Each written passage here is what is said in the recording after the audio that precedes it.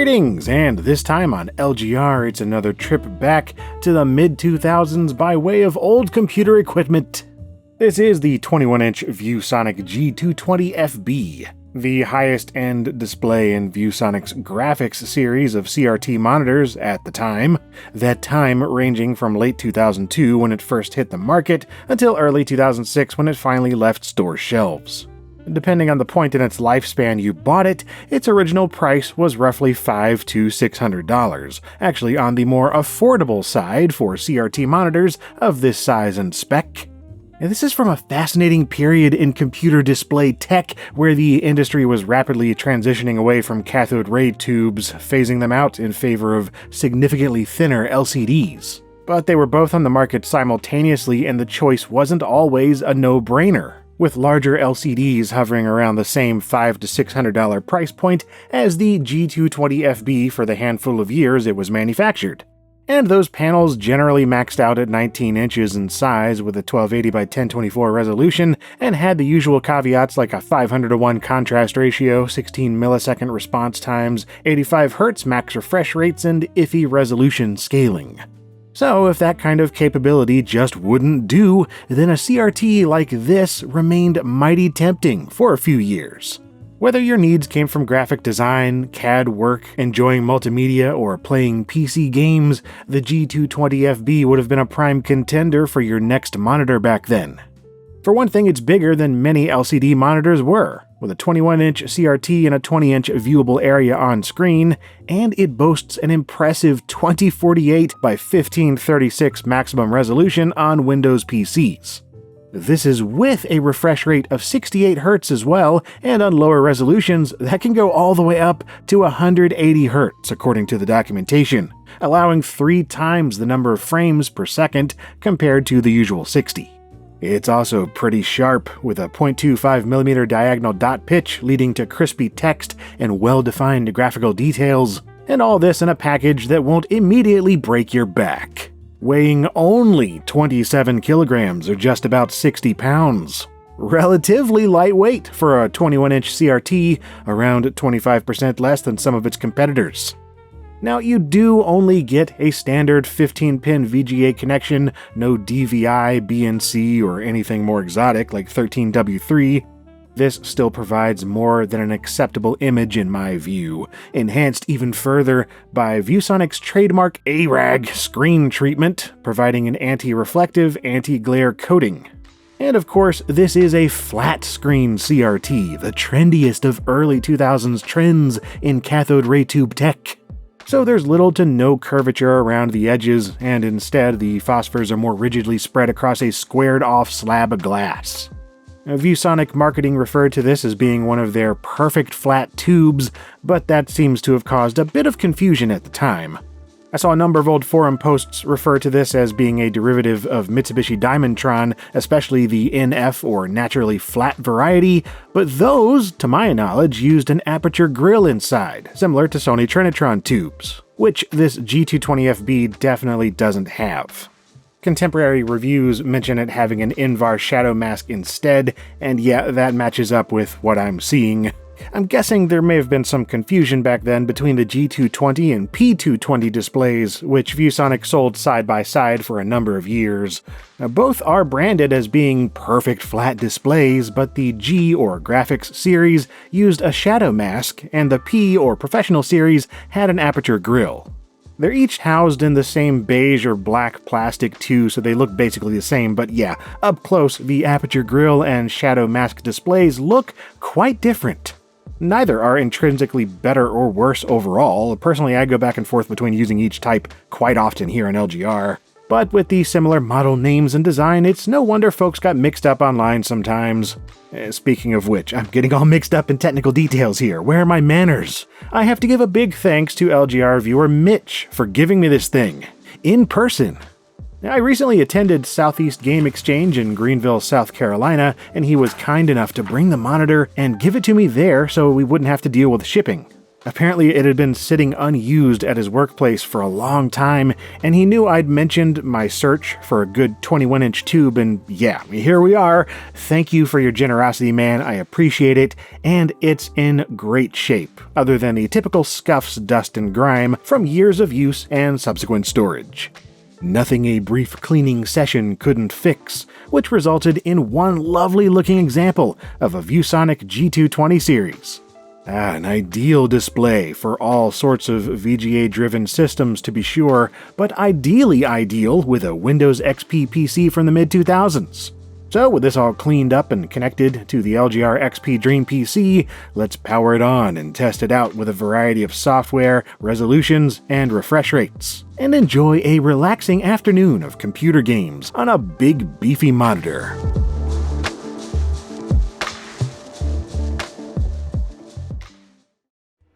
Alright, well, the lovely G220FB is looking lovely, all set up. I got it calibrated much as I can anyway, we'll get to that in a second. And yeah, I wish I could get across or just truly convey how much of a presence this thing has in person. It is truly magnificent. I mean, you saw that comparison earlier where I had it beside my usual ViewSonic, a 17-inch, which seems plenty big enough, and then you see this.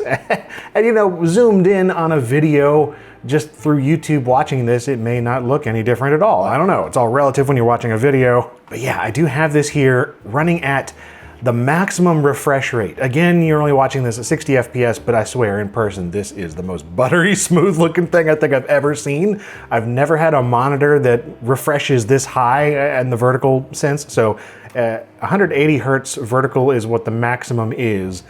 It only seems to go up to 170 though, at least according to this view meter. Even though in Windows, it is actually set to 180 hertz. I don't know if that's just a driver limitation or something like that holding me back, because yeah, it just shows up as the generic plug and play. I have found some drivers from ViewSonic from back in the day that should work, but it's still coming up as undetected when I install it that way. So I don't know, I just haven't been able to find the exact G220FB driver. But anyway, it still seems to work as intended. It's just not 180, it's 170 according to the monitor. Anyway, yeah, most games tend to default to running between 60 and 75 hertz anyway, but yeah, there's ways around that. This looks fantastic for the most part, and when it doesn't, you know, there's plenty of options here on the on-screen display, so contrast and brightness, horizontal size, position, vertical for the same. Also a zoom, which just zooms in and out the entire thing. Your standard pin cushion and other balancing trapezoid, you know, your hook, horizontal vertical convergence, that's kind of interesting. So, I mean, I'm not gonna mess with it because I have it in the right spot right now, but yeah, it's nice to have some additional things. So like convergence and purity as well. You can also mostly adjust the redness around the edges. Horizontal, vertical, moire pattern adjustment as well, just in case things get a little off. And of course, just degaussing on command is nice. Geometry is mostly okay. You have these little bits here and there that just sort of go in a little bit. I don't know, it's not 100% flat squared off as it should be. And then there's also it's hard to notice here. It's probably impossible to even see on video at all, but there is a bit of blurriness in certain areas where it's just not even. And there's also the fact that some of the colors tend to distort a bit around the edges, not just in terms of purity, but also a bit of chromatic aberration. Not really visible on this test necessarily, but let me see here. All right, so here you can see just a little bit of the purity issues, mostly in the red. You know, green and blue look perfectly fine. It's just this little bit right here. And no, it's not, because these are fully shielded speakers. It's like this before I even got it. So I'm assuming maybe something was just sitting here. Who knows? These things get out of whack after a while. But yeah, even adjusting the purity on here. So you could see there, maybe, I don't know, yeah. Go down here. It never really fixes this one corner. So right about here, is just about the best that I have been able to get it.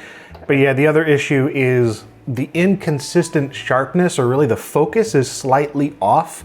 Either in the middle it can get really sharp, but then the edges you get that little bit of softness and some aberration going on, or you can flip it the other way around in the service menu, which you can see here, and adjust the focus, but then the center of the screen gets a little blurry and the outsides are really clear. So you kind of have to settle for a middle ground of like slightly blurry all over the screen and then sharper in the middle, which is how I have it set, because a lot of things are going to be in the middle for gaming, or the other way around. And then yeah, it's just not 100%. So yeah, there's a warm-up period of about 30 minutes. It definitely improves after it's fully warmed up. And you know what? This is fully usable. Really, it's fine. But this is also mentioned in certain reviews back in the day as well. So folks are just saying this is not really an ideal option for professionals, especially if you're doing full screen graphics work or just need to have very sharp imagery. You know, go for the professional series of monitors like the F220FB, which this is the graphic series, which you'd think maybe it's meant for graphic work, but apparently they mean like gaming graphics. I don't know. This was often recommended as like the gaming option. Anyway, just have sort of a middle ground set here for the desktop. At 800 by 600, you go really, really, really high, and then the blurriness becomes even more apparent because everything is much smaller. But oh man, I also meant to say earlier in the video that there is a USB option for this. Check out around back here on the monitor. There's a little cutout where you can add a USB hub, I suppose. It seems to be related to something ViewSonic sold called the USB hub add-on. And yeah, apparently it was a USB hub compatible base, which I can only assume sat underneath the monitor. I can't find any pictures.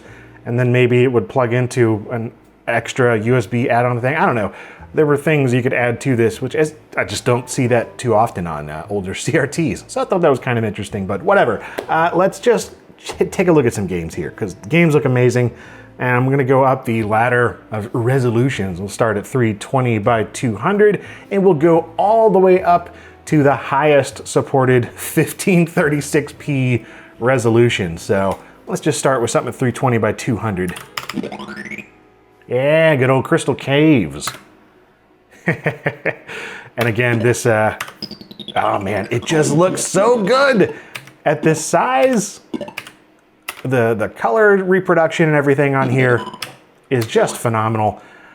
And yeah, seeing this resolution so cleanly and crisply taken up to this size, oh, it's just a treat. Crystal Caves has never looked so crystal.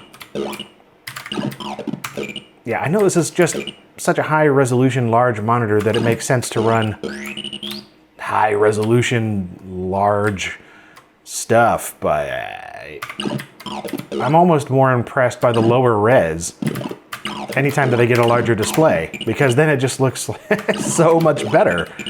Any kind of retro just looks great on a nice big display like this.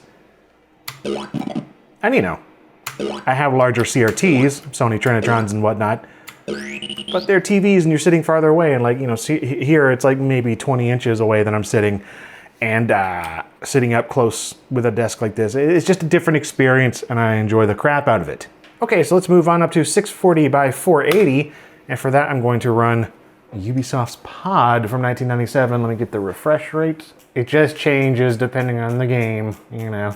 So this one goes back down, all the way back down to 75 hertz. 5, 4, 3,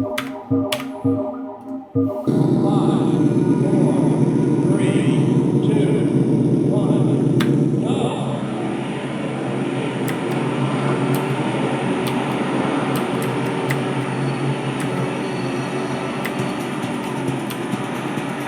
Once again, kind of lower res, blown up this crispily and cleanly, these fantastic colors. I really hope it's coming across. Like, I don't know, man. I also saw some complaints in older reviews of the, let me get the volume down a bit. I think that might work. There we go. Yeah, some complaints in older reviews saying the black levels weren't very good on here. I mean, yeah, it's a little bit more than, say, my Gateway VX700. It's a little bit more gray than that, just a little bit. But you know, the VX700 that has a Trinitron aperture grille thing, that's actually what I showed earlier when I was doing a comparison between Shadow Mask aperture grille. I don't know. This is on par with my other ViewSonic monitors, so I don't know, no real complaints. Yeah, I think it looks great, especially in the dark.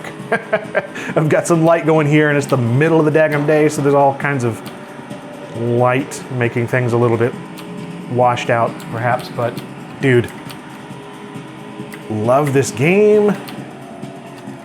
And just seeing it like this is phenomenal. I only ever played this, I think, on a 15-inch CRT as a kid, and then predominantly on 17-inch CRTs ever since. So going all the way up to, you know, 20 to 21 inches, it's just great. All right, let's take another step up the ladder to 800 by 600 resolution. Not a huge bump up from 480p, but what is the refresh rate that we have Half-Life 2 running here, and that is the full 180 hertz or 170 as it's reading it by the monitor. So let's see which one I want to load. Yeah. So, oh my goodness, the smoothness of this, it is really hard to just even describe. It feels more real than real.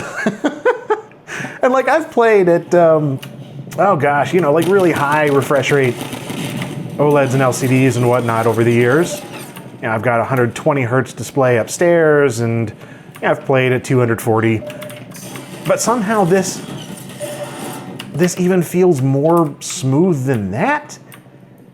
I don't know, maybe it's just like the low persistence, or you know, the fact that there's just like a 0 millisecond response time in terms of yeah, just the way the phosphors work, and like just the very nature of reality with CRTs. I don't know. It is smoother than smooth is how this comes across, especially running at, you know, 300 frames per second. Again, probably not really coming across on video or whatever, but man, if I could upload this at like 200 frames per second, I would. Of course, I would need a camera that recorded that fast.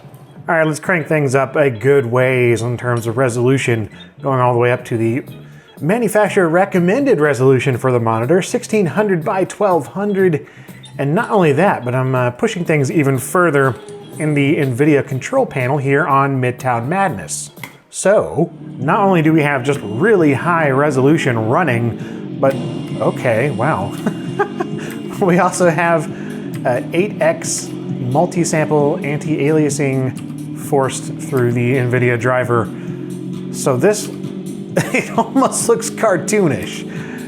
Just like line art, you know, just like a pre-rendered cutscene kind of artificiality to it. I don't know, man. This is, this would have been a mighty ridiculous flex in the late 90s or even early 2000s. Oh man, yeah, seriously, going from just remembering 640 by 480 gaming at most when this came out. In fact, I think we played it at like 320 by 240. We got a 3D accelerator and it was like, oh, 640 by 480 or 800 by 600. So 1600 by 1200. And then there's just the fact that, you know, it's just such a huge monitor. Never saw it on anything like this back then. This is just, it's so cool. That's all it is. It's just a treat, you know? Yeah. Childhood wish fulfillment, or really adolescent wish fulfillment, I guess, because I was like 13 when I got this, but it doesn't look right. It almost looks like, you know, when you take an emulator, you got like PS2 games, and then you crank it up, and it's like, ooh, 4x scaling, internal, whatever, and it looks ridiculous, because you still have these low-res textures and everything, the filters and stuff going on there, but yet everything in terms of the models, the resolution is just so stupidly crispy, and then, yeah, the anti-aliasing on top of that, it just looks like, almost like paper cutouts or something like that. It's weird. It's neat though. Isn't this neat? I think it is. Dude, What a cool monitor. Okay, so let's really pull out the big guns, so to speak. Unreal Tournament 2004, and this right here, I have customized the INI file to max out the resolution to the full 2048 by 1536 at 1300 FPS. Why not? But yeah, no anti-aliasing here, but you truly do not need it. You know, to be honest, you don't even need it at 1600 by 1200. But yeah, look at this, 2048 by 1536. I only ever saw that kind of number on the back of like higher end video card boxes and stuff. You know, like, oh, maybe, sure, somebody could run that, but I will never see it. Play. Okay. Yeah. Again, it almost looks fake with how high resolution it is. Like, this is, it's stupid. And the text is so tiny. Oh yeah, there we go. But yeah, in terms of, oh man, just being able to see every single detail so brilliantly on here, it's unmatched. Like, this resolution is still really high even now. 1536 across, or you know, up and down. Yeah, dude.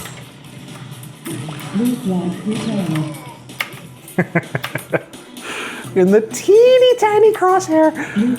Oh, I don't know. This just cracks me up. Again, weird boyhood dream come true type of thing. You know, just looking at video cards and stuff in the late 90s and into the 2000s, seeing these bonkers resolutions listed as supported, and then, you know, even seeing huge monitors like this just on display at places like Best Buy and CompUSA and Circuit City. I don't know, man. Like, even then, they may have had them set up at a pretty high resolution, but I have never seen 2048 by 1536 in person until literally today. This is my first time experiencing it. Like, you can look at every single little detail in that sniper rifle, and like, it's so hard to even see any individual depictions of pixels or anything. It's just, oh man. And you know, it's still not, if I have to admit, 100% ideal because of that blurriness situation and some of the slight purity issues with the redness. But you know, like, when you're just playing like this, you don't notice that at all. It just looks so good. However, I would really like one that was in beige, of course, just to match so many of my other computers. But this one with you know, the Windows XP PC, which is a big black case, it's fine, you know. But yeah, I've always like wanted one of the Sonys or the NEC ones, and in fact, I've gotten some of those over the years, and they've never worked. This is the first 21-inch monitor that I've ever had that actually works. Yeah, I thought that was a redeemer. I just picked it up on the ground. Anyway, yeah, the big old Sony Trinitron that I had at one point, it just made these horrible arcing noises, and then something popped and fried. It was not in good shape, outside or inside, so that one ended up getting e-cycled. And then I got this phenomenal, huge 21-inch NEC, like a professional graphics monitor from like 1992 or something. And I was like basically new in box. I thought it would be a fantastic thing to cover, and I recorded a full unboxing and all this stuff and setting it up, and then it just never worked. It doesn't work at all. I don't get any kind of power. All right, well, that's pretty much it for this video, I think.